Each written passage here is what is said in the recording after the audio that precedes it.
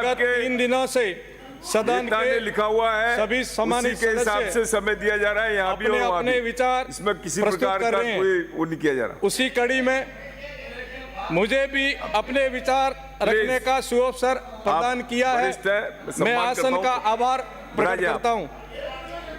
खुशहाल किसान, सुरक्षित समाज, सशक्त महिला, उत्कृष्ट शिक्षा, समर्थ युवा, आरोग्य युक्त प्रदेश, कुशल प्रशासन, मजबूत कानून व्यवस्था, गौरवशाली विरासत, अद्वितीय पर्यटन, प्रबल अर्थव्यवस्था एवं उद्योग सुदृढ़ आधारभूत संरचना और सबका विकास, सबका विश्वास के कृत संकल्प होकर भारतीय जनता पार्टी शासित राज्य राजस्थान में प्रस्तुत उक्त परिवर्तित बजट बहुत ही उत्तम एवं प्रदेश के लिए, प्रदेश की जनता के लिए विकासशील पथ अग्रसर करेगा। इसके लिए मैं माननीय मुख्यमंत्री जी एवं वित्त मंत्री जी का हृदय से आभार व्यक्त करता हूं।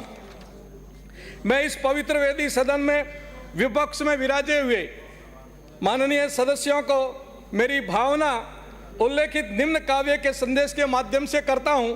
चूँकि मेरे से भी पहले सभी शायर और शायरियों में बात की, मैं संत की भाषा में बात करूंगा।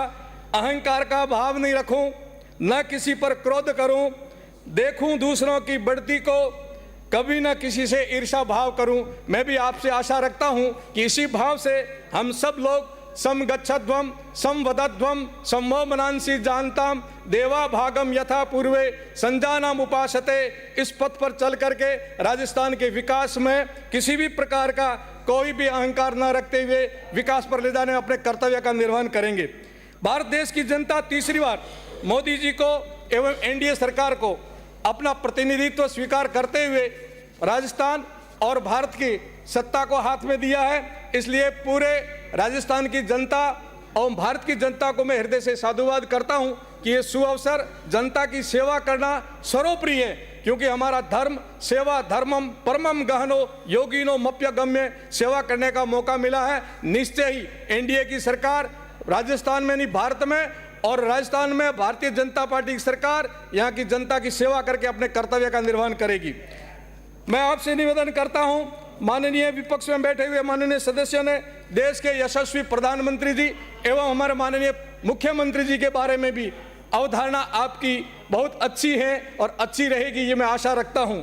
और यही हमारा कर्तव्य बनता है और यही हमारा धर्म बनता है। नेता बनने के बाद वो हम सबका है और हम सबका प्रतिनिधित्व करता है। राजस्थान का प्रतिनिधित्व करते हैं, वो देश का प्रतिनिधित्व करते हैं, इसलिए उनका सम्मान देश का सम्मान है, मुख्यमंत्री जी का सम्मान पूरे राजस्थान का सम्मान है। इसी भावना से हम सब लोग उनका सम्मान करेंगे। आगे से कोई ऐसा भाव न हो जो किसी प्रकार से राजस्थान को या देश के प्रति हमारे प्रति भावना कोई कुंठित हो।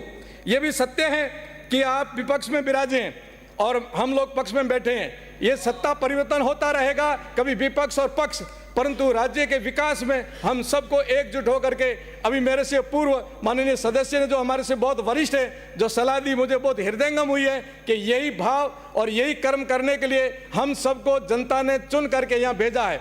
केवल हम यहाँ 200 जो बैठे हैं इतने ही नजरें और दृष्टि हमारे पर नहीं है, पूरे प्रदेश और पूरे देश की एक एक पल हमारे ऊपर नजर रह रही है। सब हमें देख रहे हैं कि जो हमारे प्रतिनिधि गए हैं वो किस प्रकार से बातें करते हैं, क्या उनका व्यवहार होता है, कैसी योजना हमारे बारे में बनाई जाती है। इसलिए पक्ष और विपक्ष की कोई बात नहीं है। आइए राजस्थान के विकास की बात करें, राजस्थान को अग्रणी ले जाने में हमारा सबका महत्वपूर्ण भूमिका रहती है। इसलिए विपक्ष में विराजे हुए आपकी भी वही भूमिका रहनी चाहिए जो विपक्ष की गरिमामय भूमिका है।